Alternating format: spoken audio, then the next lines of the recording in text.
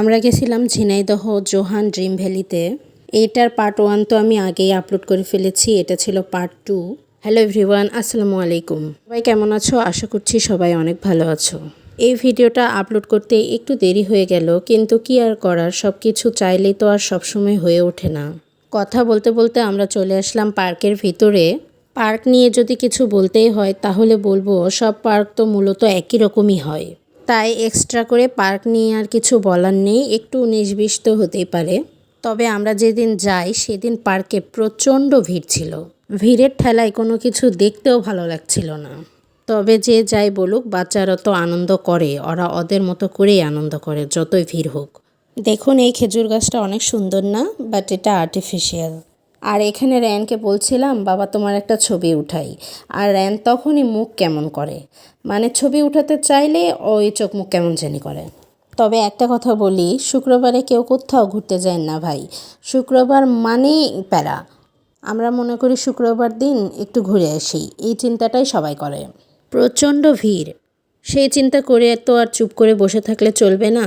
টাকা খরচ করে যখন এসেছি তখন তো ঘুরতেই হবে, টাকা উসুল করেই ছাড়তে হবে। তবে আমি যে পার্কেই যাই না কেন এই রাইডে উঠবই।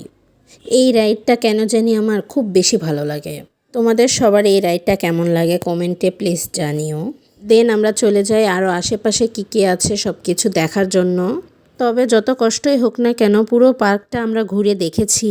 দিন শেষে বাচ্চারা হ্যাপি তো আমরাও হ্যাপি। বাচ্চাদের এই হাসি মুখটা দেখলেই না মনে হয় যে যত কষ্টই হোক না কেন তাতেও শান্তি। তবে সবাই বলছিল এখানে নাকি চিড়িয়াখানাও আছে, তারপরে তো দেখতে যাই যে দেখি হরিণ ছাড়া আর কিছুই নাই। চিড়িয়াখানা বলতে সবাই কি বুঝো বলো তো? শুধু কি হরিণই? হরিণ দেখতে দেখতে চলে আসলাম কুঠি বাড়ির দিকে। বেশ সুন্দর ছিল এই কুঠি বাড়িটা। কুঠি বাড়ি এলাকায় আসবো আর কুঠি বাড়ি দেখবো না তা কি হয়? যাই হোক, পুরো পার্ক ঘোরা শেষ করে আমরা একটু রেস্ট করব। প্রথমত এত ভিড় আর তার উপর এত গরম লাগছিল, কি আর ঘুরবো। তারপরে এই তো ঘোরাফেরা শেষ করে আমরা একটু কিছুক্ষণ রেস্ট করে নিলাম। দেন খাওয়া দাওয়া করে নিব এখন। খাওয়া দাওয়া শেষ করে বাচ্চাদের খেলাধুলা ছিল, খেলা শেষ করে আমরা রওনা দিয়ে দিই। আর লাস্টের দিকে তেমন কোনো ভিডিও করতে পারিনি, কারণ এতটা এনার্জি লস হয়ে গেছিলো, আর কোনো এনার্জিই পাচ্ছিলাম না, তাই আর ভিডিও করা হয়নি। আজ এ পর্যন্তই। সবাই ভালো থাকবেন, আল্লাহ হাফেজ।